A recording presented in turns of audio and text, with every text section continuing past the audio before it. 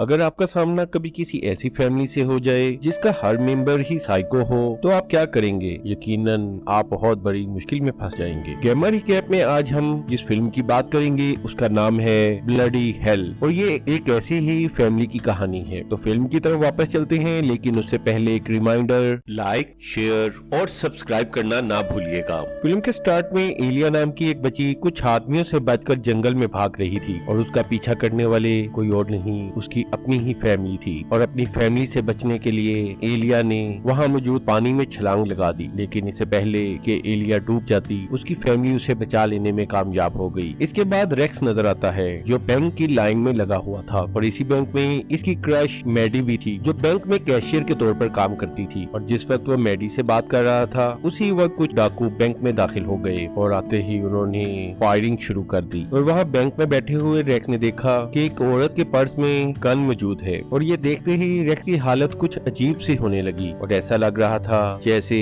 उस पर किसी भूत ने कब्जा कर लिया है। और अगले सीन में रेक्स को अदालत में पेश किया जाता है और कोर्ट रूम में रेक्स पर तमाम डाकुओं को मारने का केस चल रहा था। और इसके बावजूद कि रेक्स ने वहाँ मौजूद तमाम लोगों की जान बचाई थी और तमाम लोग उसे हीरो मानते थे, फिर भी रेक्स को 8 साल कैद की सजा सुना दी गई। 8 साल बाद जब रेक्स कैद से वापस आया तो उसने देखा कि लोग आज भी उसे एक हीरो की तरह देखते हैं। अब रेक्स जहाँ भी जाता हर वक्त मीडिया उसके पीछे पड़ा रहता और इस तरह मीडिया के हर वक्त पीछे रहने से रेक्स अनकंफर्टेबल होता था। और इसी तरह एक दिन रेक्स के सामने उसी की एक ख्याली पर्सनैलिटी मौजूद थी और वो रेक्स का मजाक उड़ाने लगी। और रेक्स की ख्याली पर्सनैलिटी रेक्स से भी ज्यादा गुस्से वाली थी और उसके गुस्सा दिलाने पर रेक्स ने अपने सामने मौजूद मेज को उठाकर रिपोर्टर्स को दे मारा, लेकिन ये सब असल में रेक्स का एक ख्याल ही था। आखिरकार हालात से तंग आकर रेक्स ने फैसला किया कि वो फिनलैंड चला जाएगा। अगले सीन में जंगल में एक आदमी नजर आता है जो कि अपनी जान बचाने के लिए भाग रहा था और उसका पीछा करने वाले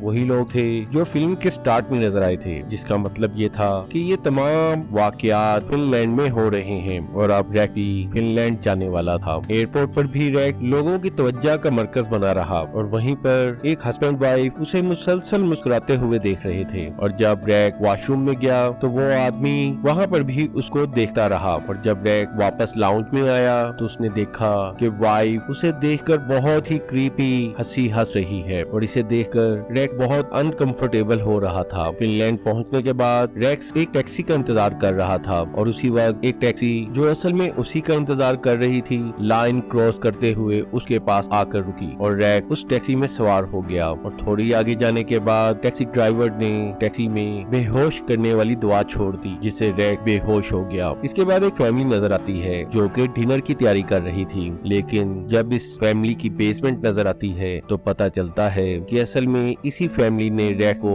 बेहोश करके अगवा किया था और उन्होंने रेक्स को छत के साथ उसके हाथों से बांध रखा था। और जब रेक्स को होश आया तो उसने देखा कि उसकी एक टांग काट दी गई थी और जो ही रेक्स को होश आया तो वो चीख मारने लगा, लेकिन उसी वक्त किसी ने उसके मुंह पर हाथ रखकर उसे चीखने से रोक दिया। और ये रोकने वाला कोई और नहीं उसी की ख्याली पर्सनैलिटी थी और उसने रेक्स को खामोश रहने के लिए कहा। इसके बाद रेक्स की ख्याली पर्सनैलिटी ने तमाम सूरत हाल को अच्छी तरह एनालाइज किया और वो इस नतीजे पर पहुंचा कि रेक्स को एयरपोर्ट पर मौजूद हस्बैंड और क्रीपी स्माइल वाली वाइफ ने किडनैप किया है। इसके बाद उसकी ख्याली पर्सनैलिटी ने इर्द गिर्द मौजूद चीजों को देखा और वो इस नतीजे पर भी पहुंचा कि ये फैमिली कोई आम फैमिली नहीं बल्कि यकीनन एक साइको फैमिली है। और साइको फैमिली के सोने के बाद उनका सबसे छोटा बेटा रेक्स को देखने आया क्योंकि वो अपने नए शिकार को देखना चाहता था और रेक्स जानता था कि उसके पास ज्यादा वक्त नहीं है, इसलिए वो अपने दांतों से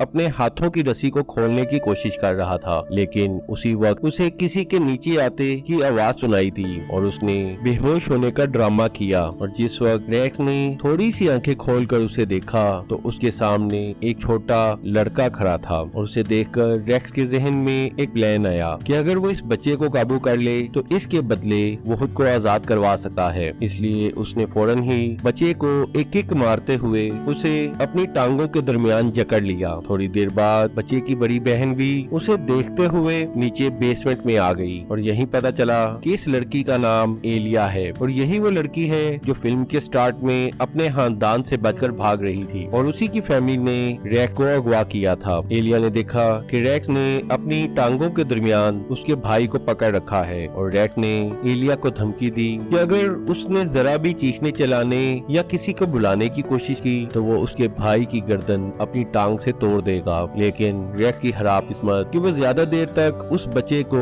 अपनी टांगों के दरमियान कैद नहीं रख सका और वो बच्चा उसकी टकटी हुई टांग से फिसलता हुआ नीचे जा गिरा और बच्चे के गिरते ही रैक्स का तमाम प्लान खराब हो गया। इसके बाद अगले सीन में ओला अपने बेडरूम में बेहोश मिलता है और उसकी साइको फैमिली उसे लेकर फौरन हॉस्पिटल की तरफ गई। लेकिन हॉस्पिटल जाने से पहले एलिया की माँ ने भाई का सही तरीके से ध्यान न रखने पर एलिया को एक थप्पड़ रसी दिया और यही पता चलता है कि एलिया अपनी बकाया फैमिली जैसी नहीं थी, इसीलिए वो फिल्म के स्टार्ट में अपनी फैमिली से भागने की कोशिश कर रही थी और अब एलिया ही रैक्स के लिए उम्मीद की आखिरी किरण साबित होने वाली थी। एलिया अपनी फैमिली जैसी ना सही लेकिन कुछ ना कुछ साइको जरूर थी, क्योंकि उसे रैक्स को देखते ही उससे पहली नजर में ही प्यार हो गया था। इसके बाद जब उसकी फैमिली उसके छोटे भाई को हॉस्पिटल ले गई तो वो नीचे बेसमेंट में गई और वहां जाकर उसने रैक्स की कटी हुई टांग पर पट्टी कर दी। इसके बाद एलिया ने उसे बताया कि उसकी फैमिली लोगों को किडनैप करती है क्योंकि उसका एक बड़ा भाई कैनिबल यानी आदमखोर है और वो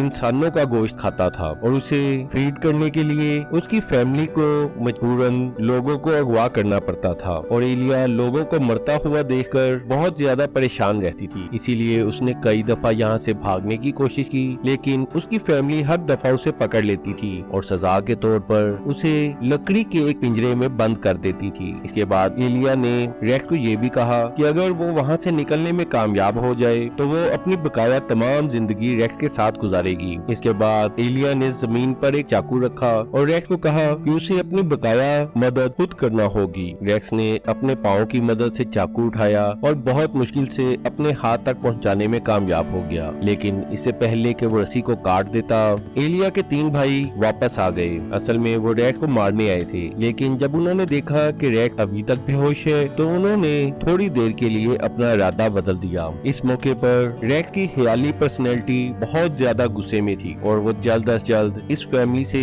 छुटकारा पाना चाहती थी, लेकिन अक्लमंदी इसी में थी कि रैक्स उनके सामने बेहोश रहने का ड्रामा करे। लेकिन जाने से पहले एक भाई की नजर रैक्स की कटी हुई टांग पर पड़ी तो उसने देखा कि उस पर पट्टी की गई है और ये देखते ही वो समझ गए कि ये एलिया का काम है। इसलिए वो फौरन एलिया के कमरे में गए, लेकिन एलिया वहाँ पर नहीं थी। असल में एलिया नीचे बेसमेंट में ही छुपी हुई थी और ये देखते ही वो तीनों भाई दोबारा बेसमेंट में आए और एलिया को पकड़कर अपने साथ ले गए और जाते हुए वो रैक्स को बेहोशी का इंजेक्शन लगा गए और बेहोशी की हालत में 8 साल पहले का सीन नजर आता है जब रैक्स ने बैंक में डाकुओं को मारा था और यहाँ नजर आता है कि रैक्स डाकुओं को मारते हुए बहुत ज्यादा खुशी महसूस कर रहा था और ऐसा लग रहा था कि उसे ये सब करते हुए बहुत मजा आ रहा है और आखिरकार रैक्स वहाँ तमाम लोगों को बचाने की वजह से सबका हीरो बन गया। लेकिन एक डाकू जो बहुत ज्यादा डर गया था उसने रैक्स के सामने हथियार डालने की पेशकश की, लेकिन रैक्स पर तो जैसे जुनून तारी हो गया था, इसलिए उसने उस डाकू को भी फायर करके हिलाक कर दिया। लेकिन जो ही वो डाकू शूट हुआ तो उससे भी गन चल गई जिसे बैंक का गार्ड मारा गया और असल में इसीलिए रैक्स को 8 साल कैद की सजा सुनाई गई थी क्योंकि उसकी वजह से एक बेगुनाह की जान भी गई थी उधर। और उसी वक्त रैक्स को होश आ जाता है और वो देखता है कि साइको फैमिली का लड़का उसकी दूसरी टांग भी काट रहा है। ये देखते ही रैक्स ने टांग मारकर उसे दूर फेंक दिया। इस पर वो आदमी बेहोशी का इंजेक्शन लेने गया। अब रैक्स के पास बहुत कम वक्त बचा था, इसलिए उसने चाकू से बहुत तेजी से अपनी रस्सी काटी और जो ही वो साइको इंजेक्शन लेकर वहाँ पर वापस आया रैक्स ने चाकू का वार करके उसे वहीं ढेर कर दिया। इसके फौरन बाद रैक्स ने वहाँ मौजूद मुख्तलिफ हथियार देखे जो कि यहाँ से निकलने में उसके काम आ सकते थे और आखिरकार उसे कुछ ऐसे हथियार मिल ही गए जिनकी मदद से वो यहाँ से भागने वाला था। इसके बाद रैक्स ने अपनी कटी हुई टांग की जगह एक गोल्फ स्टिक सेट कर ली। इसके बाद वो बेसमेंट से ऊपर आया। वहीं उसकी ख्याली पर्सनैलिटी ने उस पर जोर दिया कि वो जाते हुए एलिया को भी अपने साथ ले जाए। आखिरकार रैक्स मेन दरवाजे के बिल्कुल पास पहुंच गया और यहाँ पर रैक्स ने एक बहुत बड़ा फैसला लिया। इसके बाद जब दोनों साइको हस्बैंड वाइफ घर पहुंचे तो उन्होंने देखा कि घर के बाहर खून मौजूद है। उन्होंने अपने तमाम बच्चों को किचन में इकट्ठा किया और उन सबको बहुत डांटा, क्योंकि उन सबके वहाँ होने के बावजूद रैक्स भागने में कामयाब हो चुका था और अगर रैक्स पुलिस तक पहुँच जाता तो यकीनन उनकी फैमिली एक बड़े खतरे में पड़ जाती। इसलिए मजबूरन उन्होंने ये घर छोड़ने का फैसला किया, लेकिन उसी वक्त उन पर अपनी जिंदगी का सबसे बड़ा हमला हो गया, क्योंकि रैक भागा नहीं था बल्कि वो डाइनिंग टेबल के नीचे एक नेल गन के जरिए उन सबके पैरों पर नेल फिट कर दिए थे, जिसकी वजह से अब वो हरकत नहीं कर सकते थे। और आखिर में जब रैक्स ने साइको वाइफ पर नेल गन की मदद से हमला करने की कोशिश की तो गन में मौजूद नेल खत्म हो गए, लेकिन रैक्स के पास एक हथियार उसकी कटी हुई टांग की जगह गोल्फ स्टिक मौजूद था, जिसे उसने साइको वाइफ पर हमला करके उसे भी मार गिराया। और आखिरकार रैक्स उन तमाम लोगों को मारने में कामयाब हो गया, जबकि एलिया ने पिंजरे से ही अपनी माँ के गले में फंदा डालकर उसे भी मार डाला। लेकिन अभी सबसे बड़ा खतरा मौजूद था, क्योंकि एलिया का सबसे बड़ा भाई जो आदमखोरी की यानी कैनिबल की वजह से एक चीखता जागता मॉन्स्टर बन चुका था, अभी जिंदा था। और आखिरकार वो मॉन्स्टर आहिस्ता आहिस्ता रैक्स के करीब आया। इसके बाद रैक्स और उस मॉन्स्टर में एक खतरनाक लड़ाई हुई, लेकिन इसी लड़ाई के दौरान जो ही रैक्स ने रेफ्रिजरेटर खोला तो उसने देखा कि उसकी टांग अभी तक सही हालत में रेफ्रिजरेटर में मौजूद है और रैक्स अपनी टांग को देखकर बहुत खुश हुआ। इसके बाद रैक्स ने अपनी कटी हुई टांग उठाई और उसी से उस मॉन्स्टर पर हमला करके उसे भी मार डाला। और आखिरकार रैक्स एलिया के साथ अमेरिका आ गया, जहाँ रैक्स ने एलिया से शादी कर ली। और एक रात एक पार्टी में रैक्स की एक फ्रेंड रैक्स की तरफ बहुत ज्यादा अट्रैक्ट हो रही थी और ये देखते ही एलिया को बहुत सा गुस्सा आया और यहाँ पता चला कि एलिया की भी एक ख्याली पर्सनैलिटी है और एलिया अपनी ख्याली पर्सनैलिटी के जरिए उस लड़की को कत्ल करने का ख्याल सोचती है। और इसका मतलब था कि एलिया और रैक्स दोनों एक दूसरे के लिए बिल्कुल परफेक्ट कपल थे, यानी रब ने बना दी जोड़ी हमारी।